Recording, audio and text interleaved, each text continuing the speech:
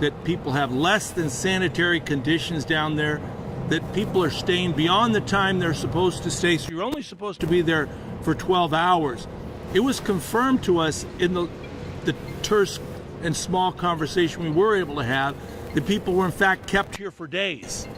Now they said up to 3 days, we've heard up to 7 days, but certainly it was confirmed today that they were kept at least 3 days.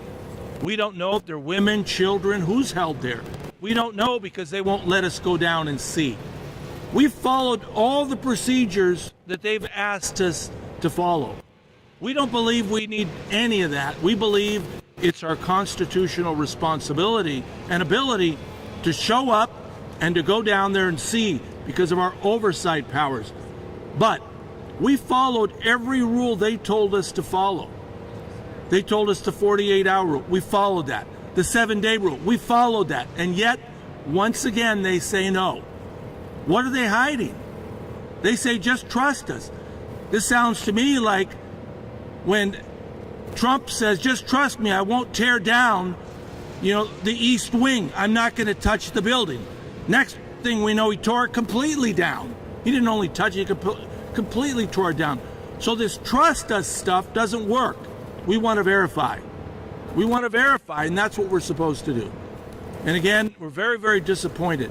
Nosotros estamos aquí de nuevo, porque nosotros les pedimos la semana pasada que nos dejaran entrar a ver cómo están las condiciones abajo en el sótano donde tienen las personas. Nomás deben estar ahí 12 horas, pero sabemos que ahora las han detenido por días. Los reportes dicen hasta una semana. Ellos nos dijeron por lo menos 3 días. Por eso sabemos que no están siguiendo las reglas. No sabemos cuánta gente está ahí, si son niños o mujeres. No sabemos porque no nos dejan ir a ver. Nosotros tenemos la responsabilidad de ir a ver. Por eso estamos aquí. La Constitución nos da la habilidad de ir a ver, pero no nos dejan. Y por eso estamos aquí demandando que nos dejen ir a ver cómo están la gente que tienen en el sótano. Pero nos dicen, no, lo estamos tratando muy bien, comida muy bien. Pero para mí esa promesa es como la promesa que hizo Trump, ¿verdad? No voy a tocar a la Casa Blanca, ¿verdad? No la tumbó, totalmente la destrozó. Por eso, que tengan fe en usted, no, queremos ver. Por eso estamos aquí. Y gracias a ustedes por estar aquí también. Y con eso, mi compañero, Thank you, Juan. Thank you, Scott. And thank you, Sarah. Between the 4 of us, we represent roughly 3 million San Diegans. And just a few minutes ago, we were unconstitutionally denied the opportunity to conduct oversight, which is what we are required to do by the Constitution and by the law. When we asked the 2 individuals from ICE if we could see the conditions, if we could either verify or not verify the reports of improper conditions, of spoiled food, we were denied the opportunity to do so. Instead, we were told verbally that everything was fine. But as Scott and Juan said, that simply isn't going to cut it. Not when you've got so many reports from many of you and from so many others around the country that conditions are unacceptable, that people are being treated in a manner inconsistent with our values. And I often think about the message that this sends to the world, that if you are not a threat to our national security, you're not a threat to public safety. The only thing that you have done is you've come to the United States in hope of a better life. You're working hard, you're playing by the rules, you're integrating positively into our community and our society, and you're still going to be ripped apart from your families. And in the case of what we've heard reported for this facility in particular, because of overcrowding, because of Stephen Miller and Kristi Noem and Tom Homan's mandatory quotas, their arbitrary desire to see so many people deported, the overcrowding of the facility in Otay Mesa that led to the misuse of this facility here. Today we couldn't confirm any of that. What we also heard is that the shutdown is the reason they couldn't show us around. We met all their requirements. They continue to move the goalposts. Every time they say there's certain things that we have to do in order to see the situation, they keep moving the goalposts. They'll keep moving them as often as they need to if they're trying to hide something. If they had nothing to hide, they would show us this morning the conditions down there. They would show us what's happening. And I asked them, the Constitution is still in place during a government shutdown, right? And they said yes. Scott said, right on point, they're still getting paid. So there's no reason they couldn't have us down there unless there was something they didn't want us to see. And that should concern every single person here. With that, I'll turn it over to my good friend, Sara Jacobs.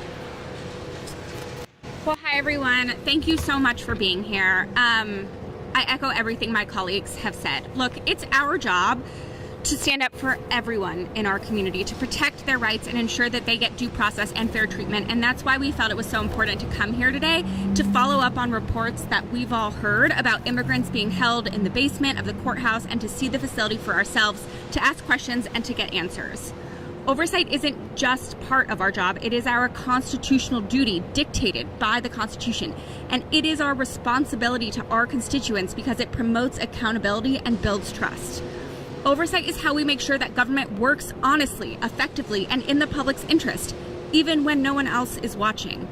And honestly, some of the best watchdogs are members of our own community. After my office heard about specific incidents of lack of health care and language access at Otay Mesa Detention Center this summer, Scott and I were able to go there and follow up and remedy some of those situations. And that's one of the things that I love about San Diego. People in our community don't just keep their heads down. They don't just keep walking when they see injustice. They don't ignore what's happening as long as it's not them being affected. San Diegans care about our neighbors. Today, ICE told us that there aren't hundreds of folks detained downstairs. They said there are a few. But we weren't able to see that for ourselves. And so we're not going to stop showing up. We're not going to stop asking questions because that's our job, it's our duty, and it's our responsibility. Thank you so much. Any questions for the panel? Steps. Sorry? Next steps. Well, we're going to continue to push. I think that's... We're going to continue to push on this because we want to see what's going on. And I'll be frank, too, I think it also helps them clean up their act. Because now they know we're here and we want to see, a little sunlight on things really does clean things up. And that's why we're here. And that's why we appreciate all of you being here, too. I think you've put a focus on it. I think if you hadn't told us, if we hadn't shown up, they'd have families down there, they'd have children down there. It would be an absolute disaster. Do I think that that's the case right now? Probably not.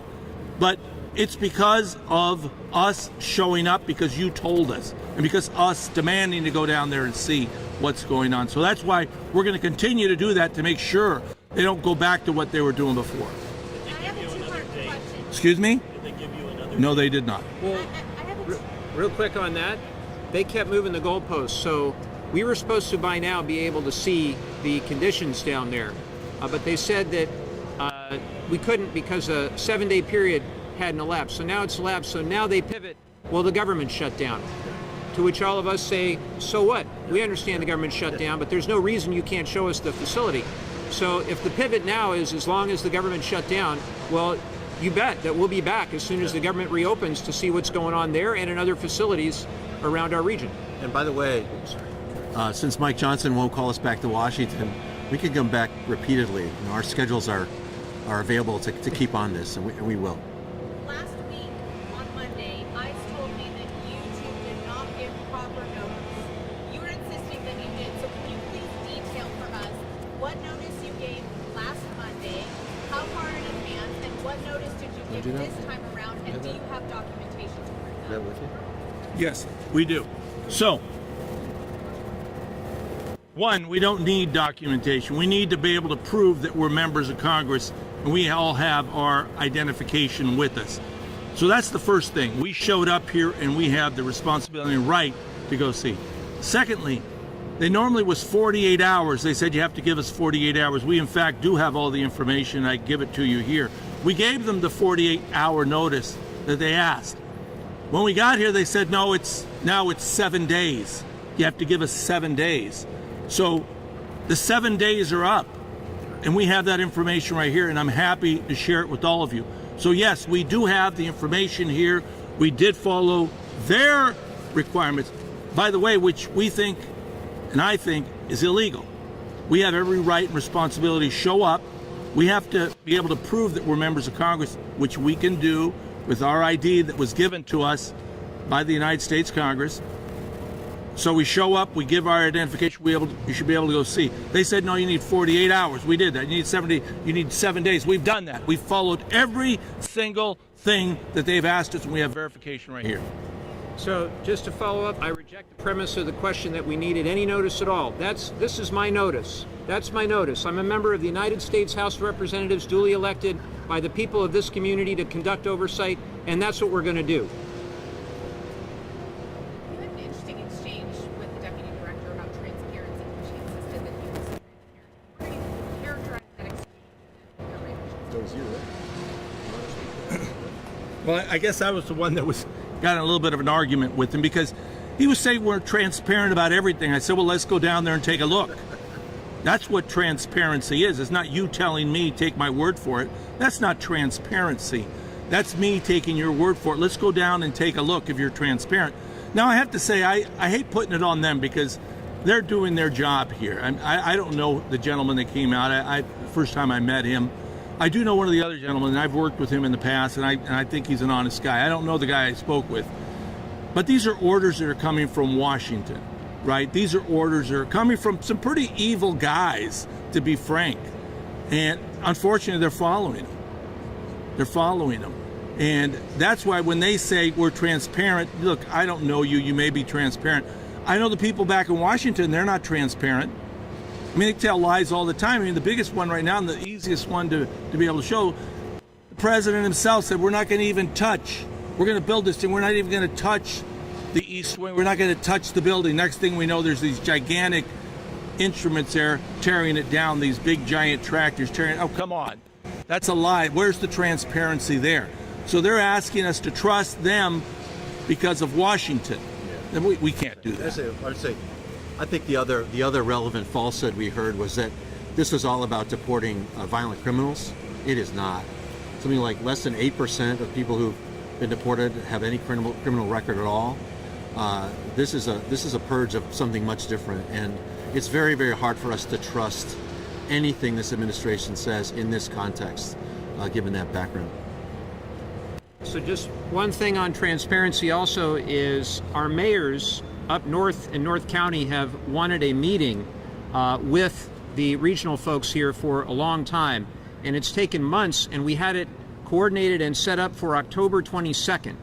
But then, of course, we got the excuse because the government is shut down. I'm talking about Oceanside, Carlsbad, Vista, Encinitas, Solana Beach, and Del Mar. We were supposed to have that meeting with those mayors. It's important for you also to know that there's no legal or constitutional requirement that a mayor be admitted or that a state legislator be admitted.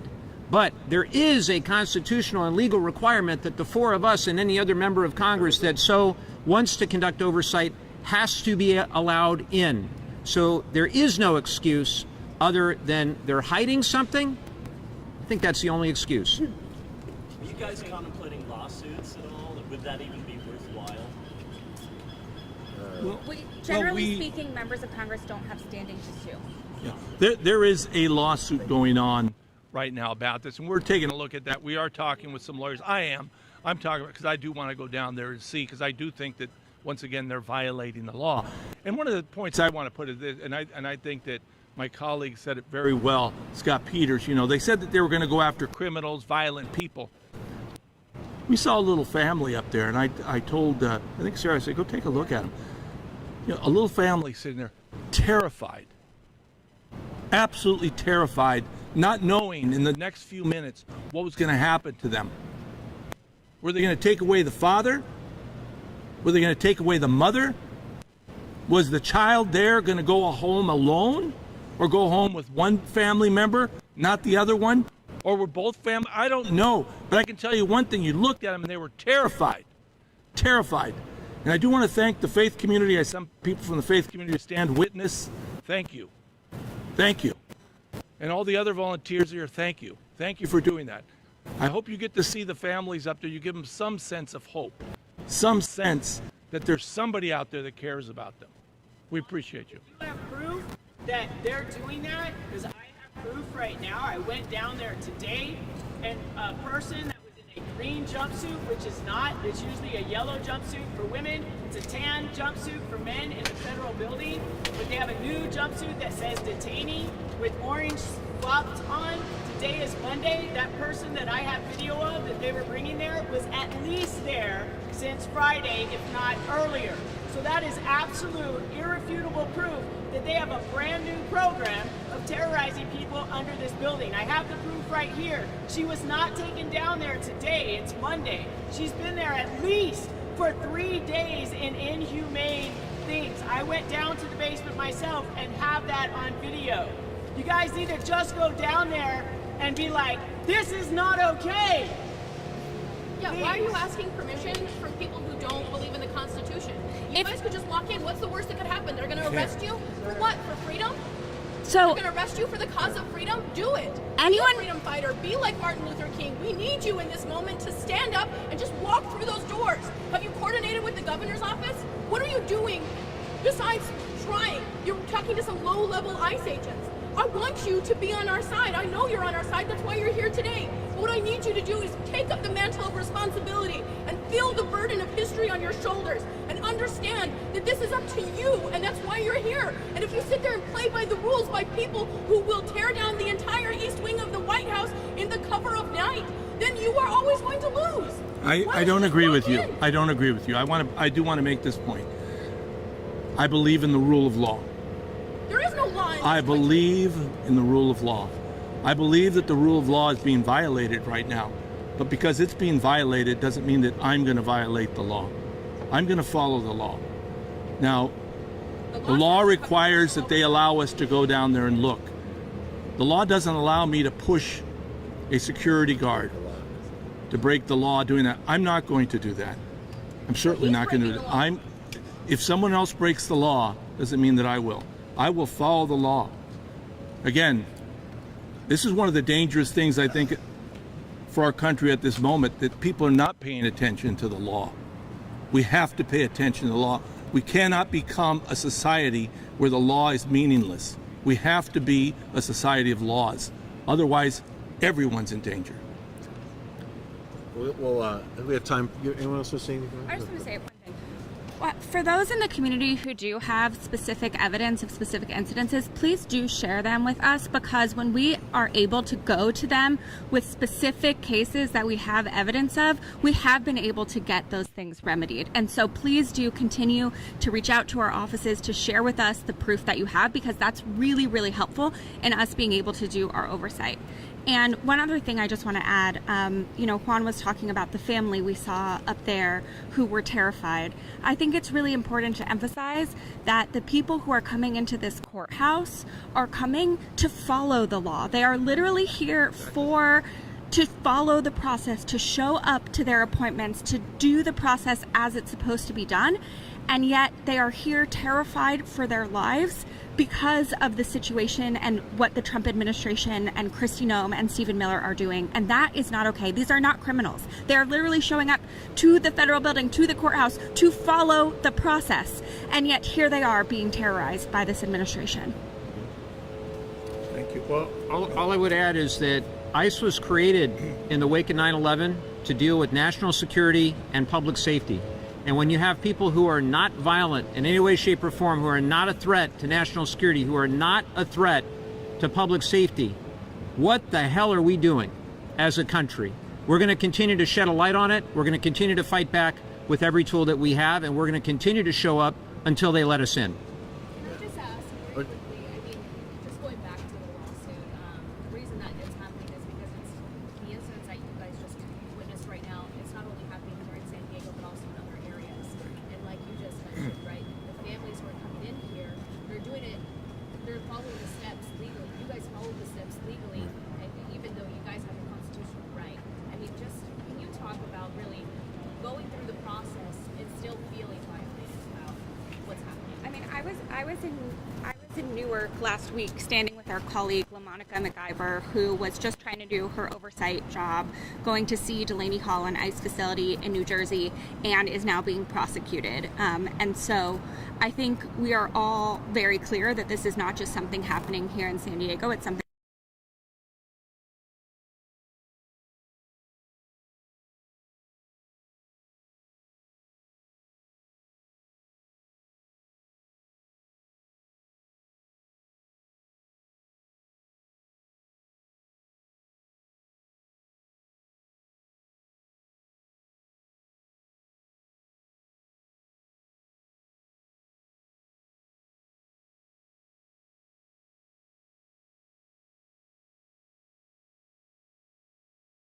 to that, we're going to keep at it. So thank you all for coming out, and we'd be happy to stick around for individual interviews later. Thank you.